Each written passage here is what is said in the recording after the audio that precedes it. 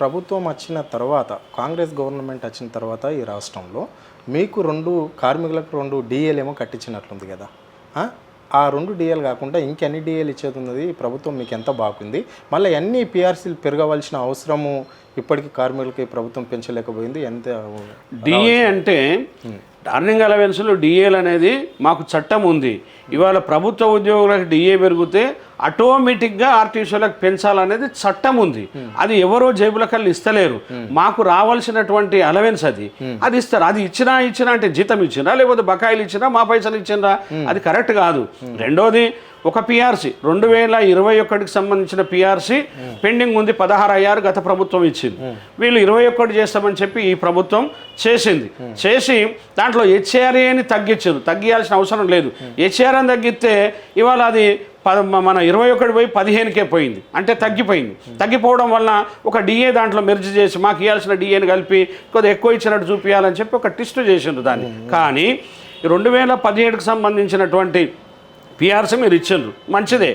మరి ఇవాళ మాస్టర్ రోల్లో డ్యూటీ చేసే వాళ్ళకే ఇచ్చిండ్రు. మరి దానికి ఎలిజిబిలిటీ ఉన్న రిటైర్డ్ అయిన వాళ్ళ పరిస్థితి ఏంది? 16,000 మంది రిటైర్డ్ అయిన వాళ్ళు ఉంటారు. అట్లాగే వాలంటరీ రిటైర్మెంట్ తీసుకున్న వాళ్ళు ఉన్నారు. వాళ్ళందరికీ కూడా గత 8 సంవత్సరాల నుంచి ఏరియర్స్ తోటి వాళ్ళకి వచ్చే డిఏలతోటి ఏరియర్స్ తోటి ఇవాళ మీరు ఫిక్సేషన్ చేయాలి. ఎందుకు చేయలేదని అడుగుతూ ఉంది మేము జేఏసీగా. అందుకే డిమాండ్ పెట్టినాం.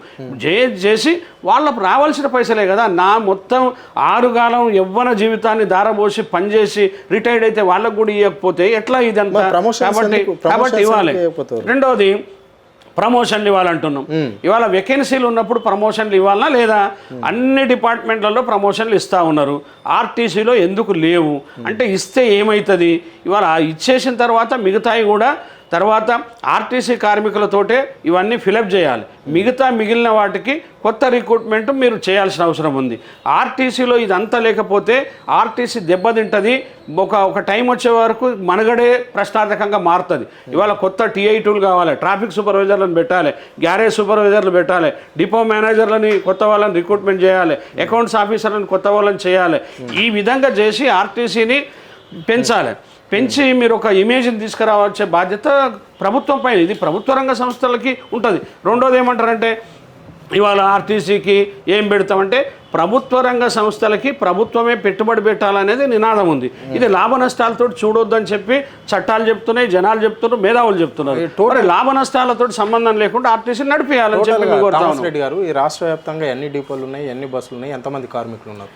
టోటల్గా 95 బస్ డిపోలు ఉన్నాయి. ఇవాళ కార్మికులు 41,000 చిల్లర కార్మికులు ఉన్నారు. తర్వాత మరి 91 ఇంకేమడిగింది? ఈ రాష్ట్ర వ్యాప్తంగా ఎన్ని డిపోలు ఉన్నాయి, ఎన్ని బస్సులు ఉన్నాయి, ఎంతమంది కార్మికులు ఉన్నారు, అవి ఎన్ని పని చేస్తున్నాయి, ఎందుకు మహాలక్ష్మికి ఇంత ఇబ్బంది ఎందుకు? 41,000 మంది ఉద్యోగులు ఉన్నారు. మరి బస్సులు కూడా 9,400 పైసలకు బస్సులు ఉన్నాయి. అట్లాగే 95 బస్ డిపోలు ఉన్నాయి.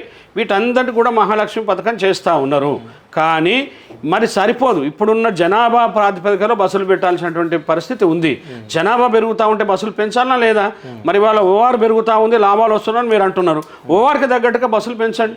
మహిళలు చాలా ఇబ్బంది, సీట్లు లేక బస్సుల్లో మరి కుక్కినట్టు 110, 120 మంది, 90 మంది ఉండడం వలన వాళ్ళకి ఇబ్బంది కలగదా? మహిళలకి ఫ్రీ ఇచ్చిన అన్న నెపంతో వాళ్ళు ఎంత దూరం నిలబడిపోవాలి? కాబట్టి అది చాలా లోపభూయిష్ట విధానం. కాబట్టి దానికి పరిష్కారం ఒకటే, ప్రభుత్వం అనుకున్న ప్రకారంగా బస్సులు కొనాలి. టోటల్గా బస్సులు కొని ఆర్టీసీకి ఇచ్చి ప్రజలకి న్యాయం చేయాలి. తద్వారా రాష్ట్రం బాగుపడుతుంది. ఈ రాష్ట్రంలో కూడా రవాణా లేకపోతే చాలా ఇబ్బందులు ఉంటాయి. మీరు చెప్పిన ఈ 9,000 బస్సులు ఏమని చెప్పారు కదా, అవన్నా ఇప్పుడు రన్ అవుతున్నాయా మరి ఈ రాష్ట్రంలో? 9,000 బస్సులు ప్రస్తుతం రన్ అవుతున్నాయి. తర్వాత డీజిల్ బస్సులు ఉన్నాయి. రేపు 2026 వచ్చే వరకు డీజిల్ బస్సులు కూడా హైదరాబాద్లో మొత్తం తీసేయాలని చెప్పి వీళ్ళు సంకల్పం పెట్టుకున్నారు. తర్వాత 2028 వరకు మా టోటల్గా రాష్ట్రం మొత్తంలో కూడా మనము పొల్యూషన్ లెస్ బస్సులు పెట్టాలంటున్నారు. కానీ మంచిదే, మరి పొల్యూషన్ లెస్ బస్సులు వస్తే మేము చెప్పినాం కదా, ఇవాళ దానికి అభద్రతా భావం ఉంది. ప్రైవేట్ కంపెనీలను పెట్టిండ్రు, వాళ్ళ ఉద్యోగులే పనిచేస్తారు. అటువంటి అప్పుడు ఆర్టీసీ ఉద్యోగులు ఎందుకు పనిచేయొద్దు? మీరు ట్రైనింగ్ ఇవ్వండి, ఆ బస్సుల మీద టెక్నీషియన్లను పెట్టండి, ట్రైనింగ్ ఇవ్వండి. మా వాళ్ళు చాలా నిష్ణాతులు ఉన్నారు. ఆ విధంగా ఇచ్చి ఆర్టీసీ ఉద్యోగులే పనిచేసే వెసులుబాటు ఇచ్చి ప్రభుత్వం కొని ఆర్టీసీకి ఇవ్వాలి, దానికి రావాల్సినటువంటి రాయితీలు కూడా ఇప్పించాలని చెప్పి మీ ద్వారా ప్రభుత్వాన్ని కోరుతున్నా.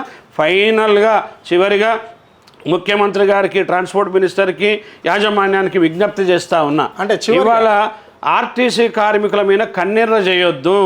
మీరు బాధ్యతగా ఈ అన్ని డిమాండ్ల మీద పరిశీలన చేసి చర్చలకు పిలిచి సంప్రదింపుల ద్వారా పరిష్కారం చేయండి. అంటే మేము ఒక్కటి అడుగుతున్నాం చివరిగా, మీకు ఇప్పటికీ ఈ రోజు నుంచి 11 రోజులు మీరు ఏదైతే సమ్మె చేయాలనుకున్న డేట్ ఫిక్స్ చేసుకుర్రో మీ జేఏసీ తరఫున మీ కార్మికులందరూ, ఇంకో 11 రోజులు టైం ఉంది. ఆ లోపు మీరు ఇచ్చిన డిమాండ్లన్నీ ప్రభుత్వం ఎన్నో కొన్ని నెరవేరుస్తాము లేదా మీతో చర్చిస్తాము అంటే సమ్మె బంద్ చేయడానికి సిద్ధంగానే ఉన్నట్లు. ఎప్పుడు కానీ గత 80 ఏళ్ళ ఆర్టీసీలో చూసుకున్నట్టుంటే లేదా వేరే ఆర్గనైజేషన్లో చూస్తే నోటీస్ ఇచ్చిన తర్వాత 100కి 100 రూపాయలు ఎప్పుడు కూడా కావు, అది వాస్తవం. కానీ ఇవాళ మమ్మల్ని పిలవకపోవడం ఒక ప్రధానం, వాగ్దానం చేసే ఒక ప్రధానం. కాబట్టి అందుకే ఇప్పుడు యాజమాన్యము గవర్నమెంట్ పిలిచి చర్చలకు పిలవండి, మీ బాధలు సాధకాలు చెప్పండి, మా బాధలు వినండి.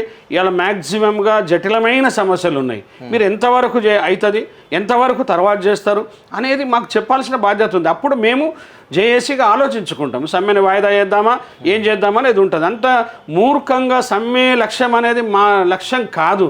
మమ్మల్ని బలవంతంగా సమ్మెలో దించొద్దు.